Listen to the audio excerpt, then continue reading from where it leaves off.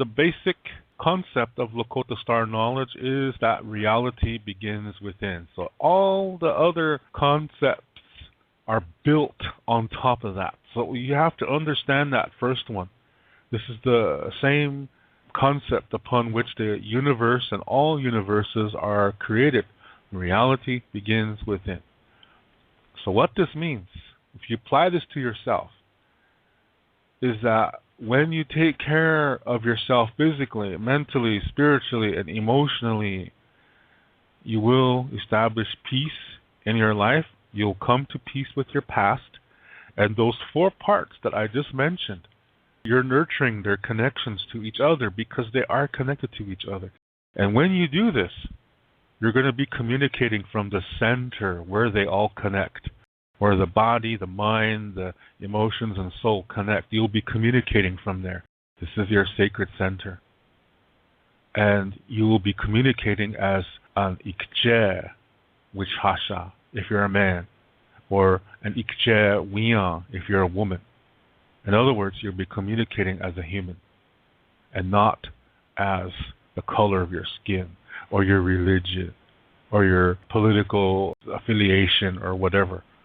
You won't be communicating as whatever your outside identity is. You'll be communicating as what your inside identity is. And that's what we all have in common, is this inside identity. So when you live this way, you took the time to know yourself, to establish peace in your life. So all the difficulties that you had in your past, you come to peace with that. And when you think about them, it doesn't bother you. You've learned from them. You've made the best from them. You've come to peace with it. And this opens up other nice memories that you forgot from your past. And when you think of those memories, you feel good again. That's medicine. So it's actually giving you medicine when you live this way. And what's really important is when you live this way, you are most of the time in the present moment, in the here and now. And this is a really good place to be, because this is the best place where you can solve difficulties, enjoy your blessings, and you influence your future in this way. When you're living in a healthy way like this, you're influencing your future in a healthy way. This is where you have power over your future. That's wonderful. That's beautiful. So living this way also means that you'll be able to communicate in a healthy way. And that when people communicate to you, you'll be able to handle it in a healthy way, no matter what it is. If somebody communicates to you in a healthy way, you know how to handle it. When somebody communicates to you in an unhealthy way, you know how to handle that situation too. As that person is communicating to you, you know how to adapt to it and say, is this worth it or not? Because sometimes some communication is so unhealthy, it's best to just let it go by you. Because if you say anything, it seems to cause that person to communicate more unhealthy. And so to have compassion on that person, you just don't send anything back. Because no matter what you send back to that person, it makes them feel angry. That's really extreme. But that does happen. But sometimes you'll know when somebody communicates to you, you analyze it, and then you say, oh, wait a minute, this person misunderstood me. So then you clear it up and establish peace. But sometimes it's not that way. Yeah? And sometimes it's healthy. And fellowship is nurtured, and friendship is nurtured, and it's a beautiful thing. But you'll figure that out as the person's communicating to you. And you will know that it's just as important to receive as it is to give. Your lungs teach you this with every breath.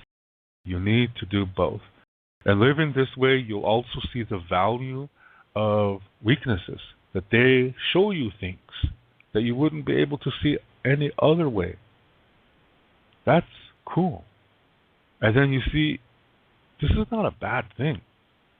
Then you realize it's not a good idea to label things as good and bad, but just to accept them as they are and see what purpose can they serve in my life.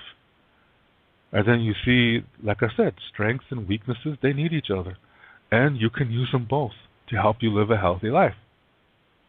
So you stop labeling things as good and bad. You look at everything and take it into consideration. And then you understand that negative does not mean bad and positive does not mean good. You're going to start to learn that Lakota Star Knowledge is also teaching there's going to be at least 3 perspectives to everything. So then you see that negative is just a learning school. It's another perspective. It might include some difficulties, but difficulties are opportunities. You just have to examine it as best as you can from as many perspectives as possible, and then learn from it. And when you do that, the emotions that came with that experience are going to leave and bring you peace, knowledge, and wisdom, which are blessings. Now you can help others. Yeah? It's beautiful. And you will see, like I said, there's going to be at least 3 perspectives to everything. And that it's not about which one is the good one or the bad one. It's what can I learn from this? Is this something I can enjoy? Is this something that is giving me peace? There's going to be at least 3 perspectives.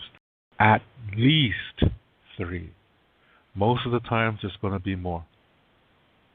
So when you find them, learn from them, enjoy them, be at peace with them, the peace inside of you is nurtured.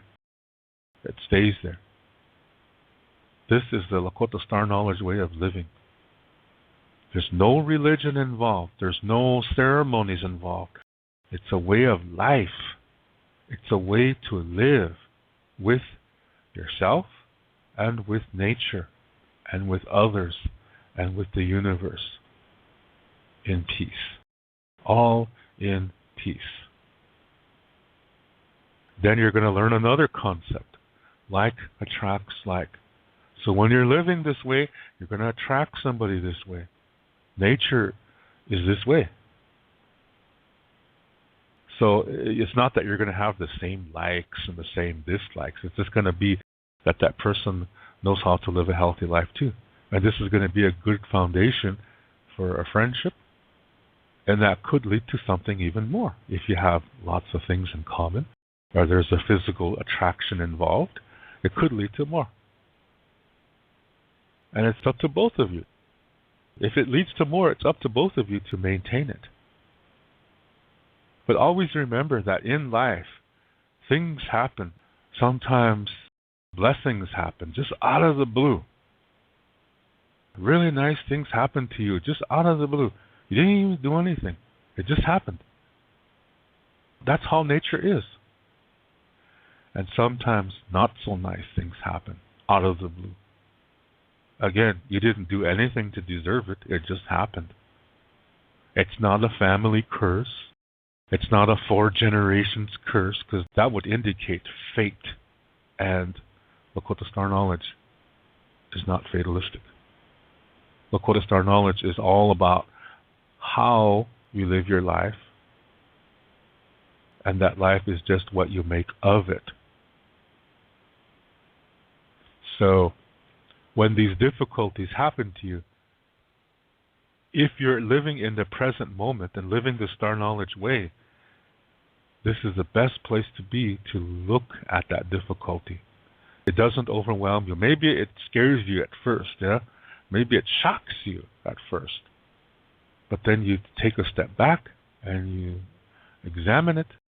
Because if you're living the Star Knowledge concepts that I just mentioned, you're in the best position to learn from a difficulty, no matter how bad it is, no matter how angry or sad or scared it makes you feel.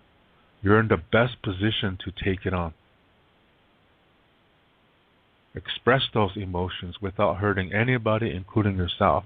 And sometimes you may need somebody to listen to you and maybe to guide you, somebody who's been through this, somebody healthy. Because sometimes people go through these experiences and they don't learn anything.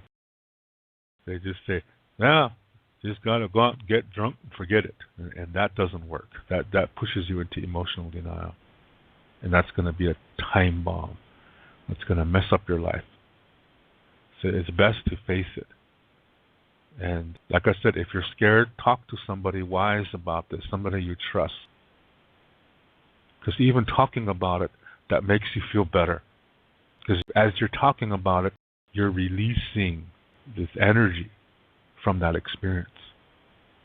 And then you start to learn from it. You start to examine it and make the best out of it. No matter what it is, you make the best out of it. And then you will be blessed when you do this. You will be blessed. This can happen to a relationship too. So remember, just because they're living healthy, that does not mean everything is smooth sailing after that. Nature is not that way. Things will happen out of the blue regardless of how you live. But let me tell you this. I guarantee you this 100% because I know this. That when you are living an unhealthy life and when these difficulties happen to you out of the blue, it's going to really mess you up. But when you're living healthy, yes, you will hurt. You will feel pain. But you're in a really good foundation. You're in a really good standing place to take it on. When you're unhealthy, you have no foundation. And the difficulty may remain with you for the rest of your life. But if you're healthy, you learn from it, you adapt to it, you make the best of it, and it's gone. And you gain knowledge, wisdom, and peace. You have achieved the blessings from that experience. It's made you wiser. This is wonderful. This is nature. This is natural law. This is the foundation for Lakota Star knowledge. Before we can understand the universe around us and the universe out there, we have to understand the universe inside of us. And what I just explained to you helps you to do just that very thing. So if you want to know about the stars and the universe and stuff like that, you have to understand your own inside of you, because there is one inside of you. And I just got done explaining that to you. The whole universe out there functions the same way as the universe inside of you. Let me say that again. The whole universe out there in space functions the same way as the universe inside of you. So to understand that, it's best to understand what's inside of you first. That's the foundation of Lakota Star knowledge. And everything else is built upon that. Now we look at these words, mitakuye oyasin. A lot of people say it means all my relations or all my relatives, which is technically correct. Let's look at the words themselves. Mitakuye means my relatives or my relations. And that comes from the words mita and otakuye. Otakuye is relatives, and mita is mine or my. So you combine those two words together and you get mitakuye, my relatives, my relations. And then oyasin is one of a couple of words that means all of something. Mitakuye oyasin, all my relations. And a lot of people, when they hear these words, they think just of around them. But what the complete meaning is it's inside of you too. Remember what I said. The foundation of Lakota Star knowledge is that reality begins within. And you've heard me talk about the self as having 4 parts. And those 4 parts are consisted of more parts. Like your physical body. Look at all the things that are inside your body. Your heart, your lungs, your kidney. And all that's relatives. And your soul. There's several parts to that too. Your mind. There's several parts to that as well. and your emotions. There's several of them. They're all connected to each other. They're all relatives. And when you live the way that I explained, you're nurturing all that so that you are living and learning and loving. This is the purpose of our existence. So Mitakwe Oyasi begins within you because reality begins within. And then nature projects that around you. So when you nurture everything inside of you, that's going to help you to be at peace with everything around you. This is the complete definition of Mitakwe Oyasi. And another sacred symbol that we use is a medicine wheel, and it has 4 colors. And the Lakota star knowledge order of the colors begins at the west, then going to the north, then to the east, and then at the south. And those colors are black, white, yellow, red. Red at the south. Red represents life. It does not represent Indians. A lot of modern people think that these 4 colors represent races of people, but they don't. First of all, they represent the directions. They represent the grandfathers that established these directions.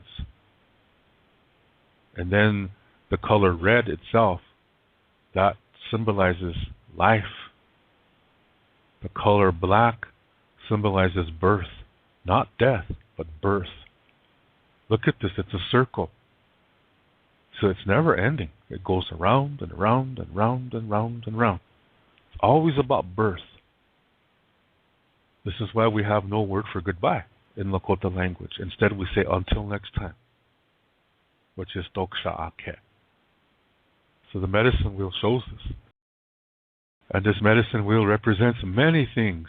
It can represent the 4 basic emotions, the 4 parts of the soul, the 4 basic stages of development, the 4 parts of the mind, the 4 groups of Amakashka, that's creation.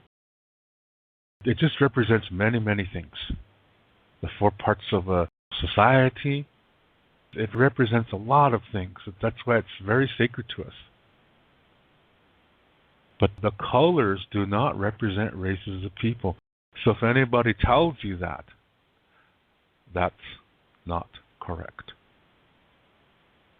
That's a modern interpretation. It's not even coming from a native point of view. That's coming from somewhere else. We never talk like that. I'll tell you the reason why we didn't talk like that. Because mentioning people as skin colors will be focusing on their outside identity, their exterior. And that violates Lakota Star knowledge because the foundation of Lakota Star knowledge is reality begins within. There's no skin color inside. You heard me say earlier that when you live these concepts, you communicate from your sacred center. So you're not communicating as a black man or a white man or whatever. You're communicating as you, the human. So to say that the medicine will represent skin colors violates natural law, it violates the earth, it violates the sun, and it violates all Lakota virtues. And it violates your sacred center. In other words, you violate yourself when you believe these things. You dishonor yourself. You dishonor the earth and you dishonor the sun. Because Lakota Star knowledge says in the beginning there was only one continent and humans appeared in 5 areas about the same time. And as they were migrating and intermingling with each other, some groups settled to the north, some groups settled to the south, and no matter where they settled, they lived there for millions of years, and then their bodies began to adapt to their environment. And this is how skin colors developed. Also the texture of the hair, the eye color, all this developed through living in that location for millions of years. So it was all based on our position to the sun.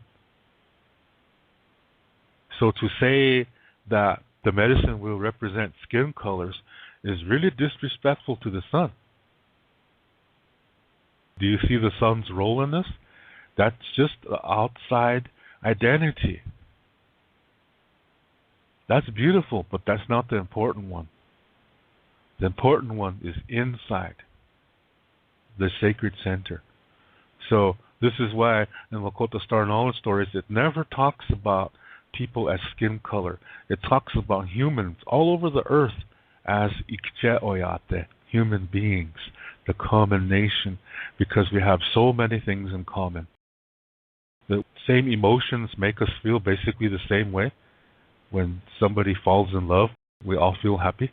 I don't think there's one person that says, "Oh no, I'm in love again." Shoot. And we all need earth, wind, fire, and water to live, and we all bleed red. Do you see? There's the common. Red represents life. So when you're living this healthy way that I'm explaining here, you're living the road of life. Yeah, you're walking on the road of life. In other words, you're walking on the red road. So the red road does not mean the Indian way. The red road means the road of life. The road of healthy life is what it really actually means. So, I'm teaching you here some Lakota Star Knowledge concepts that today a lot of people misunderstand because of something called duality. Duality is when a person looks at something and he sees this something in only two parts and says, which one is the good one?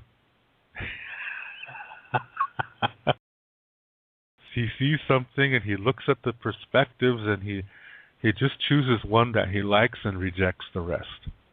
Remember what I said earlier, Lakota Star Knowledge says that there's at least 3 perspectives to everything. A dualistic person looks at these 3, chooses one, and rejects the other 2. And he sees the situation in only 2 parts. Hence the word dual. In duality, dualism. So what he's done is he's accepted only 1/3 of it. The other 2/3 he counts as one piece and just rejects it, but it's still 2/3. It's not 1/2, it's 2/3. In his mind, he sees it as 1/2, but it's not. It's 2/3. So you see, he only accepts 33% of reality. That includes emotions. He only accepts 1/3 of it. That means 2/3 of all the experiences of his life. 2/3 of the emotions of all those experiences are trapped inside of him. And the more he lives this way, the more closed-minded he becomes, and the less peace he has. He's got chaos inside of him. He doesn't know himself. So when he meets something or someone for the first time, he judges it right away. If he likes it, he says it's good. If he doesn't, he says it's bad, it's evil, must change it, he must control it, he must oppress it, must destroy it. That's what duality brings. Oppression and victimization. It makes people into oppressors and or victims. And this is where they try to just do things that they like. So in other words, when they run into difficulties, they reject it, they deny it, they hide from it, they say it doesn't exist. Or they say it's the enemy. So they stay away from it, and they do whatever they can to stay away from it, even to the point of developing belief systems, like religion. That's man-made to dwell in one emotion. And all that is rejecting at least 67% of reality. So look at all that emotion that gets trapped inside of them. And because of that, they cannot develop emotionally. Because all those emotions are trapped inside of them. They're denying they're there. But they are. They've trapped themselves. And before you can develop spiritually, you have to develop emotionally. They go hand in hand. So if a person is living this way, he's not developing emotionally, which means he's not developing spiritually. I'll say that one more time, just to make sure.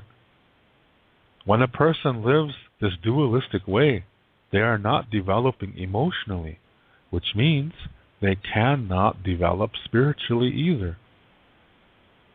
And this is going to affect them mentally. It's going to make them mentally ill in many cases. In most cases, it's just going to kind of like close their minds. And then they get physically sick. And this is where your psychosomatic illnesses come from. This is how they develop. Your body will get physically sick. Do you see? The body, the mind, the emotions, and the soul are all connected. So if you neglect one part, eventually the other three parts are going to go down too.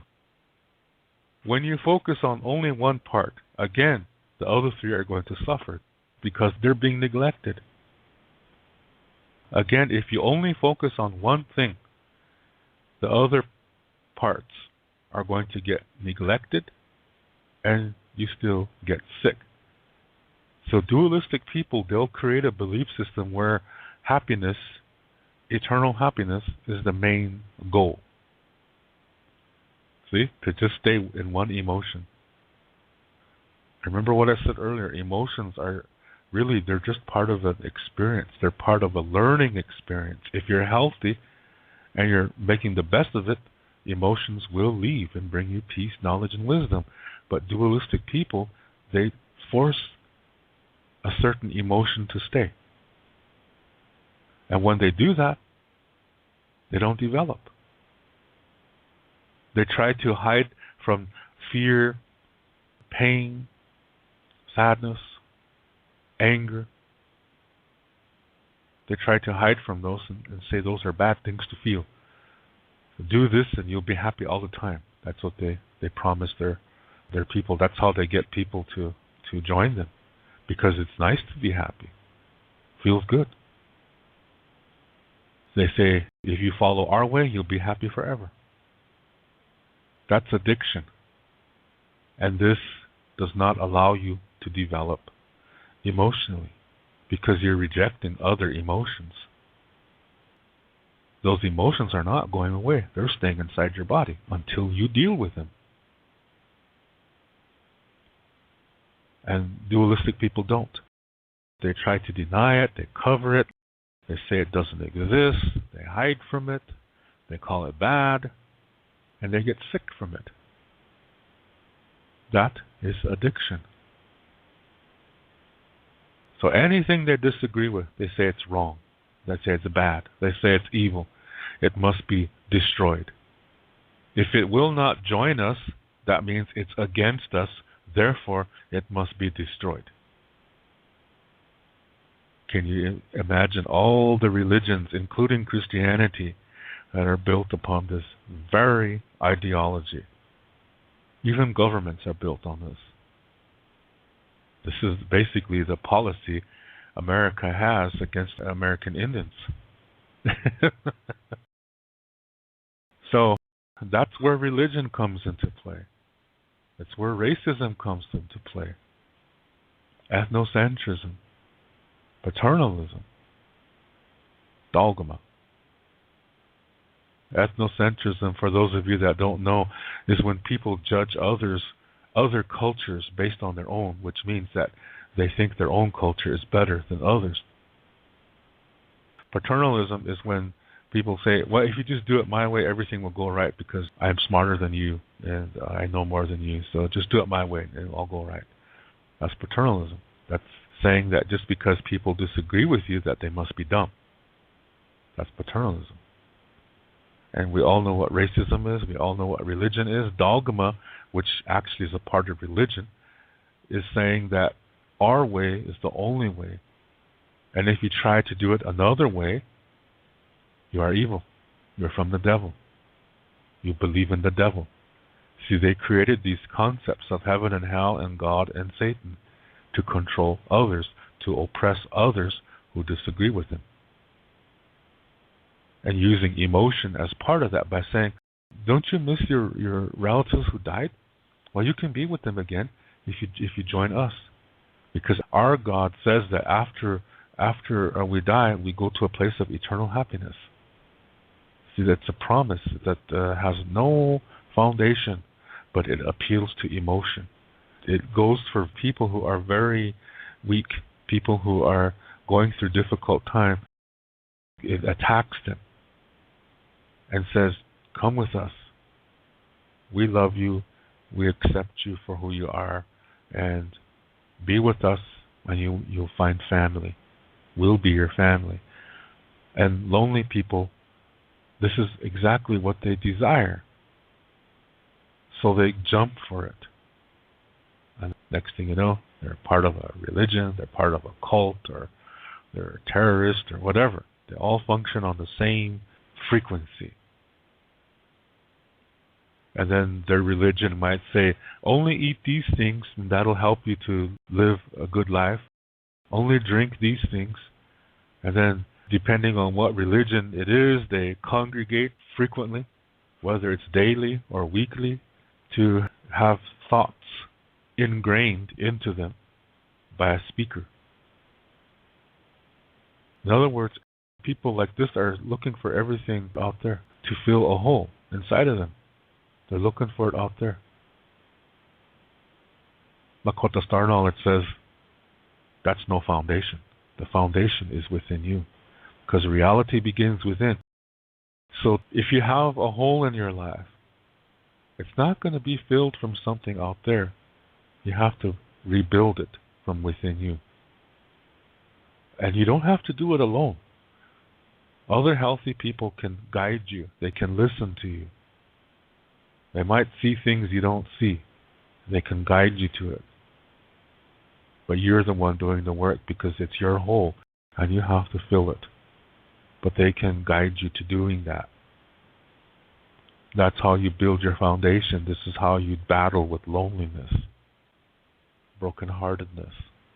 You have to heal from within because reality begins within. But what duality does, it says, oh, we have the cure. Yeah? So they promise you these things and then they start to work on your mind. They deprive you of things that you need. They say, don't eat this, don't drink that. They say, hey, that way of thinking, that's evil. That's not the same thing we believe, so that means it comes from someplace evil. And the ceremonies that those people are doing, that conflicts with ours, so that means their ceremonies come from the devil. And the more they say this, the more it works on you. And they keep promising you happiness if you follow them. So they're depriving you of things to get your mind to become weak. They're depriving you of emotional development. That automatically deprives you of spiritual development. They're telling you, only eat this, only eat that. So they're depriving you of healthy foods that you need. That weakens your mind. This is what happened to us on reservations. This is the method that cult leaders, religions, terrorist organizations, this is the method they use on their new recruits to control them, to brainwash them.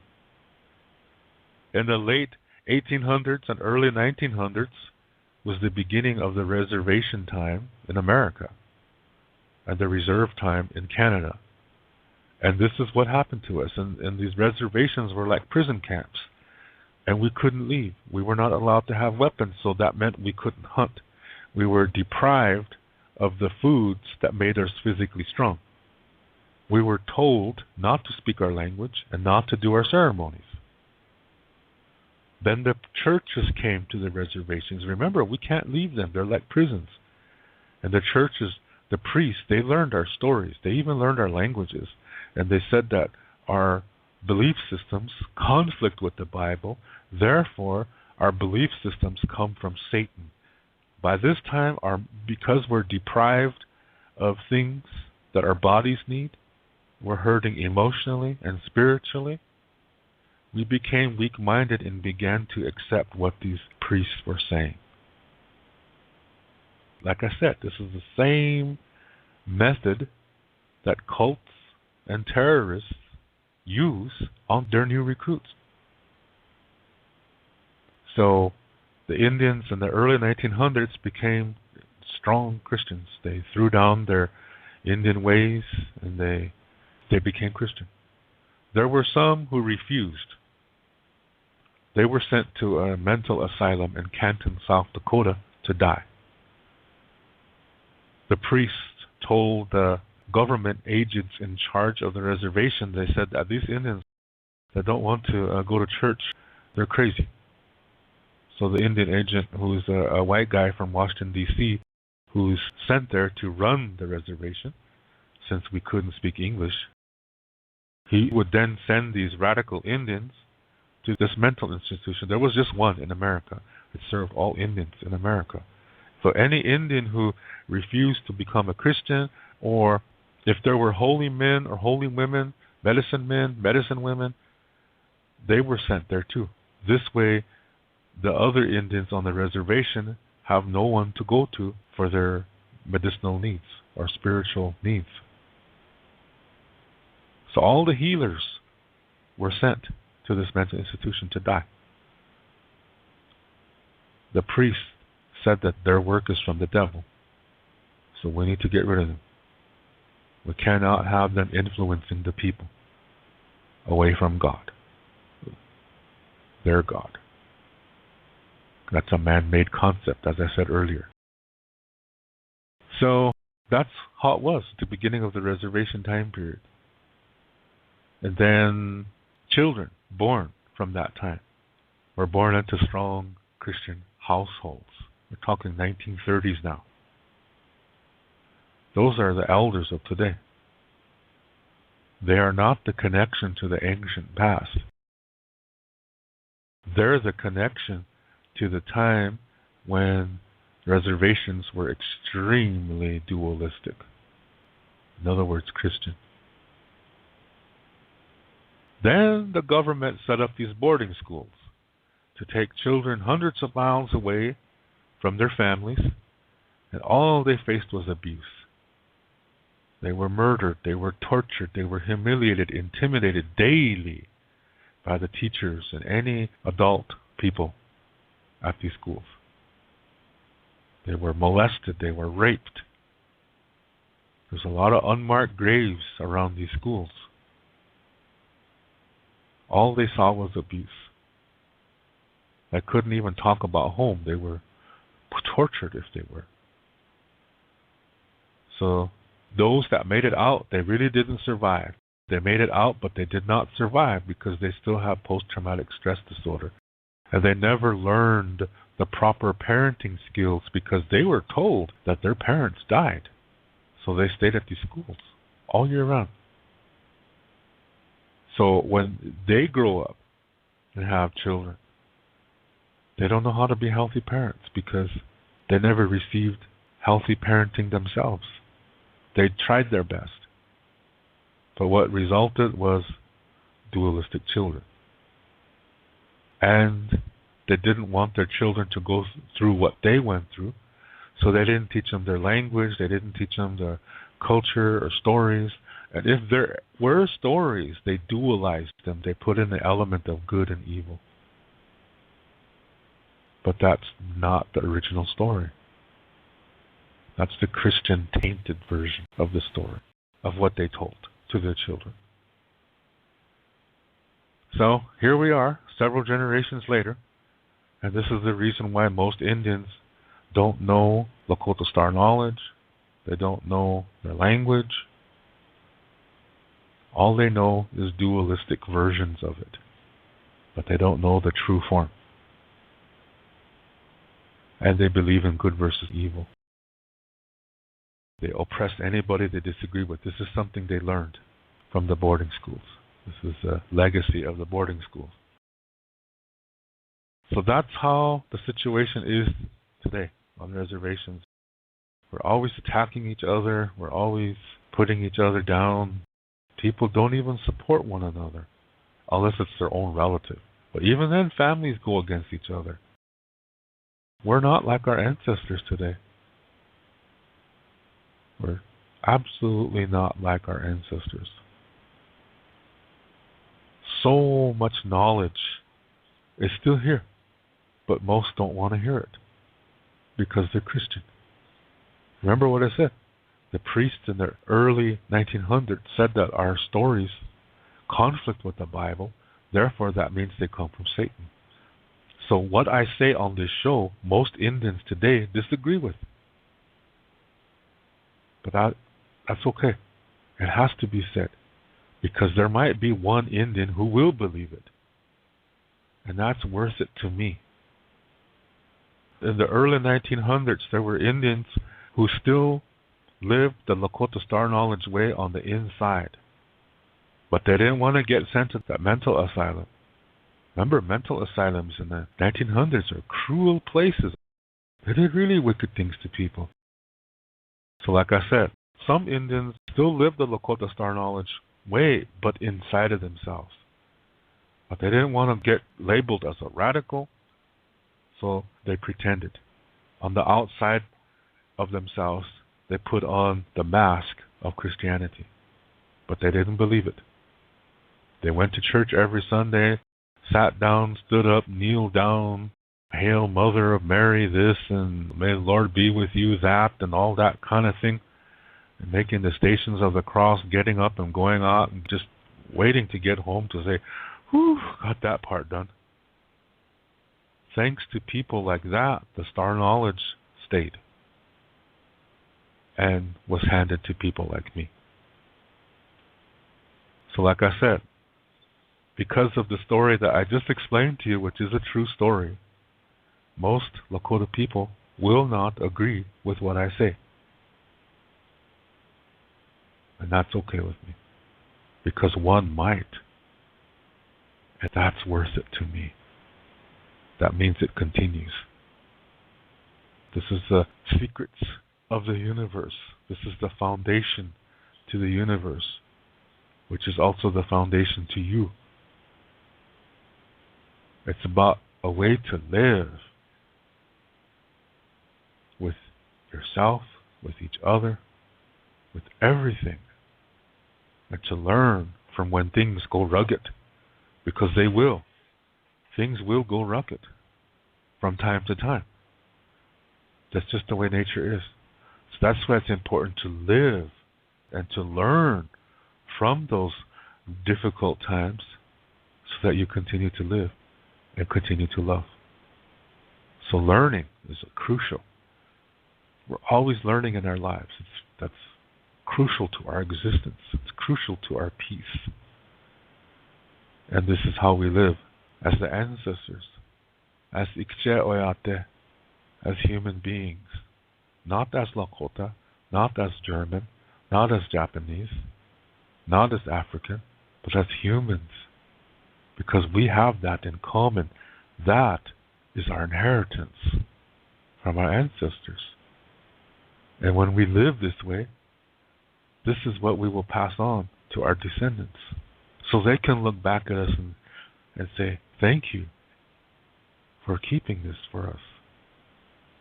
So they can have peace too. Do you see what I mean? So living in the present moment shows appreciation to the ancestors and gives promise to the descendants. That's beautiful. The circle of life. Yeah? So that's the foundation, which is, it's about living in peace. It's about living. It's about love. Yeah, it's about learning. And it's focusing on what's inside of you. And then, you know, another thing is when you do this, when you live this way, you're going to find your talents. This is how you're going to find your talents if you don't know them already. And then that's your way of blessing everybody. Using your talents is a way of blessing everybody. So, anyway, just thought I'd share that with you. And thank you for putting up with my intro here. I hope you enjoyed it. I sure did. Hey. To read more about Lakota Star Knowledge spirituality, you can read my book called Wicoh'an o Techike. You can see the book cover on the right side of this screen. This book contains the information to what I talk about on my Lakota spirituality videos. To purchase this book, please click below where it says Show More. Clicking on that link will open up the description below, and there you will see a link called To Purchase My Books. As you will see, it's an eBay link. Click on that eBay link, and there you will see the information to get this book. Lila Pila Mayelo. Thank you very much.